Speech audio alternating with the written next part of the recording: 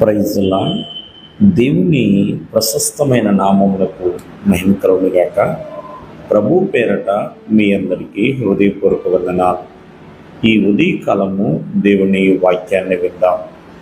కీర్తనల గ్రంథము 13వ కీర్తన 2వ వాక్యము.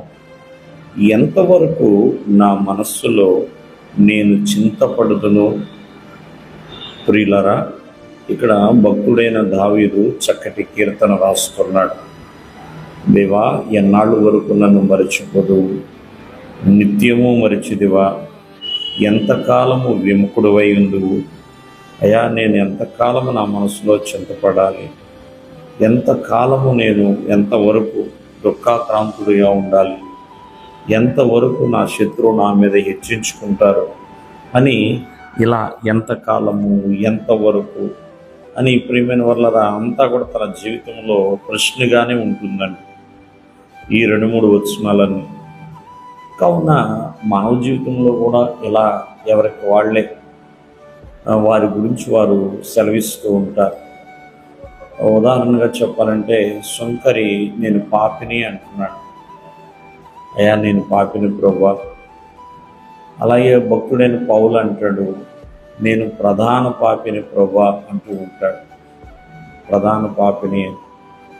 అలాగే బాప్తిస్మిచ్చి యోహాను కూడా సెలవిస్తున్నాడు, అయ్యా, నీ చెప్పులు మోయటానికి కూడా నేను యోగ్యుడిని కాదు ప్రభువా, యోగ్యుడి కాదు.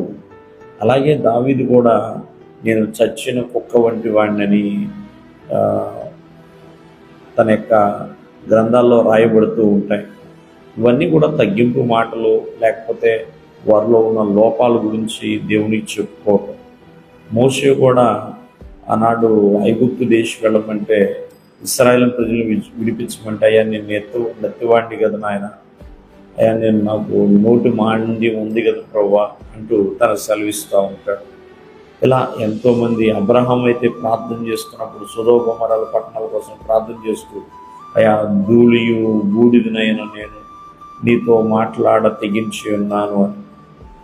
ఇలా చాలామంది భక్తులు ఎంతకాలం ఎంతవరకు ఇలాగా తగ్గించుకుని ప్రార్థన చేస్తున్న వాళ్ళు ఉన్నారు, దేవునితో మాట్లాడిన వారు కూడా ఉన్నారు. కావున ఒకసారి మనం ఆలోచన చేద్దాం. దేవుడు ఎందుకు మనకి విముఖుడుగా ఉన్నా, ఎందుకు చింతపడాలి, ఎందుకు బాధపడాలి?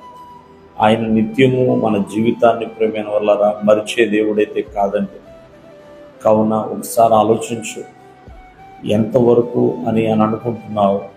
దేవుడు భరించగలిగినంత వరకే ఇస్తాడు, సహించగలిగినంత వరకేనండి. అంతకుమించి ఏది కూడా మోయలేనన్ని భారాలు నీ మీద పెట్టేవాడు అయితే కాదు. దేవుడు మిమ్మల్ని ఆశీర్వదించును గాక. ఆమేన్.